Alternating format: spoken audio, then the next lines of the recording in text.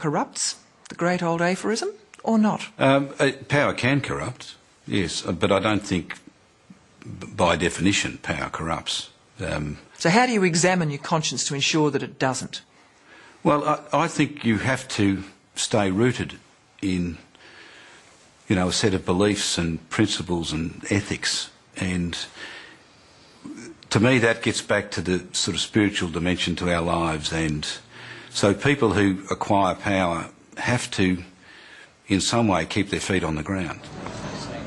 Then last year, Andrew Robb was catapulted into the middle of one of the most contentious and challenging issues facing pluralist Australia.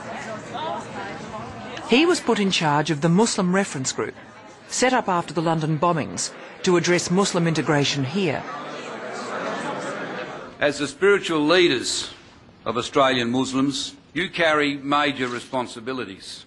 At this September conference of imams, he called on Muslim leaders to speak out against terrorism. And because it is your faith that is being invoked as justification for these evil acts, it is your problem. He also suggested imams should preach in English, and he's put a citizenship test for new migrants firmly on the agenda. Some Muslims have felt they're being unfairly targeted. It's not an easy and practical issue. Integration, how do we define it, and what does it mean? I mean, I think we need to start having maybe a public debate about defining integration and then looking at strategies to deal with it. I think maybe some people took it to be in a way that he's putting all the blame on the imams, which he wasn't. He was trying to show that he has a lot of confidence in the imams' ability to really influence the community, and that's why they need to work together with other leaders in the community and with other Australians to bring that to their work. One of your main challenges is dealing with social cohesion and the Muslim communities. I suppose the question is how much, though, the wider community helps them with their problem. Well, I say to them, it's primarily your problem, but we've got to help you, but you've got to lead it. And I think if they stand up and if they assert strongly and publicly and consistently where they stand as both Australians and as people of the Islam faith, then I think other Australians, including people like myself, but all Australians, will say, good on you. And we will quote them and we will defend them and we will say, let's all get on with our lives, because you can see what's in the hearts and the minds of the overwhelming majority of Australian Muslims. And then we'll reduce the anxiety levels in the community and we'll all get on with life. So, but they have to first and foremost accept that, yes, we've got a problem and what can we do about it? Tonight, Australia's most prominent Muslim cleric offends a nation. The idea that women are to blame for rapes is preposterous. It's an appalling concept. A national furore was sparked late last year when Sheikh Al-Din al-Hilali, one of Australia's most senior Islamic leaders, was reported as saying, women who don't wear the hijab or the headdress are like uncovered meat. I think given the very difficult few days the Australian Muslim community has had dealing with, as I see it, Sheikh Al-Hilali's totally unacceptable comments.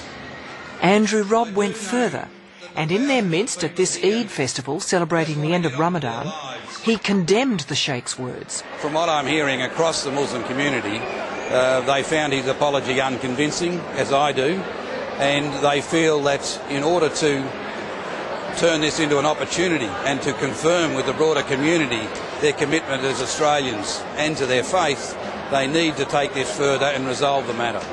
The polling, I think, on both sides of politics is showing that, particularly in New South Wales and particularly in the outer metropolitan seats in Sydney, anti-Islamic feeling is now really white hot. And there's therefore a big dilemma for both sides of politics about the extent to which they exploit that. You've also said that one of the greatest challenges facing Muslim communities is keeping their young people connected to them. Well, I've found so many of the young people, and bear in mind of the 360,000 Muslims,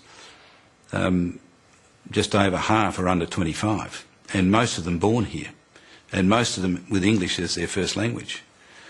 And yet a lot of their parents, especially in some communities, still speaking Arabic, especially those from the Middle East at least, and still very much attached to their old cultures.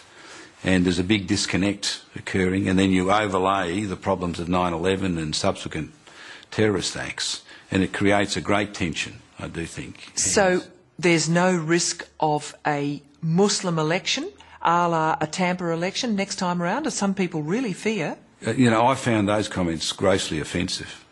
Grossly offensive. I mean, I think we might make mistakes, and the other side of politics might make mistakes. On this issue,